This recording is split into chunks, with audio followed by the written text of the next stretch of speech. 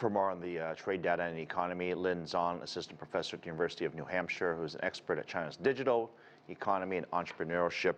Good to see you. Thank you, and welcome to the show.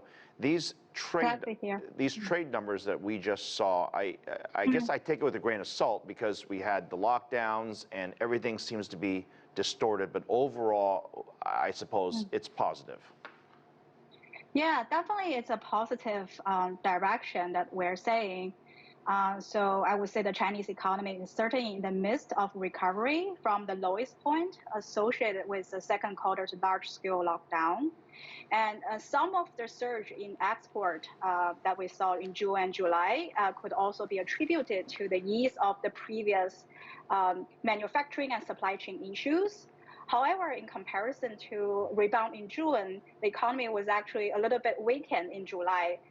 Especially if you look at factory output and new orders, I would say the confidence level in the economy is still a little bit low at this moment. Right, and I bring us back maybe 9 months ago when Europe and the Americas were facing the beginning of Omicron, and everyone began to panic and things sort of slowed down again.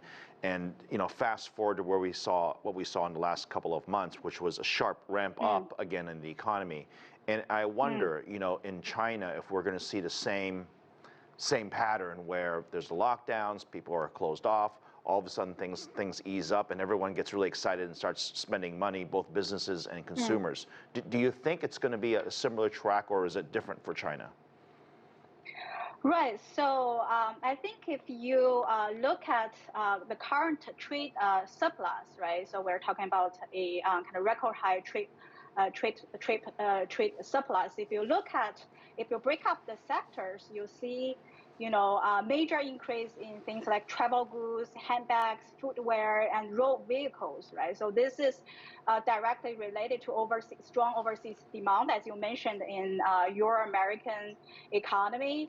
But also, I would say the fact that China is actually harvesting the fruits of this kind of long-term investment in sectors like automobile, especially in electric cars, right?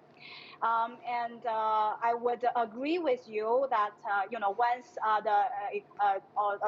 the COVID control measures are easing, we will definitely say a kind of surge in level of economic activities. But at the same time, we also witnessed inflation, right? Very high inflation rate in US and EU and UK as well. I think the situation in China is actually a little bit different, right? So in comparison to the US and Europe, monetary and fiscal policies during the COVID lockdown in China was actually quite conservative. Right, whereas U.S. actually resorted to unprecedented money printing to save the economy during pandemic lockdown. So Chinese policymakers have been more cautious about any all-out stimulus. Only recently did they start to kind of loosen up the monetary policies. And let's be honest, the printing of money was both controversial but also impactful as well, because we wouldn't have had the rebound had it not been for the money printing. Something that I have been asking, our guests and myself, quite frankly, the last couple of months is politically, the U.S. and China, clearly there's differences, right? There's disagreements and differences politically. However, economically, when we look at the trade data numbers, we're trading like gangbusters with China, and vice versa. China also is trading like crazy with the U.S. There seems to be a disconnect in our relationship.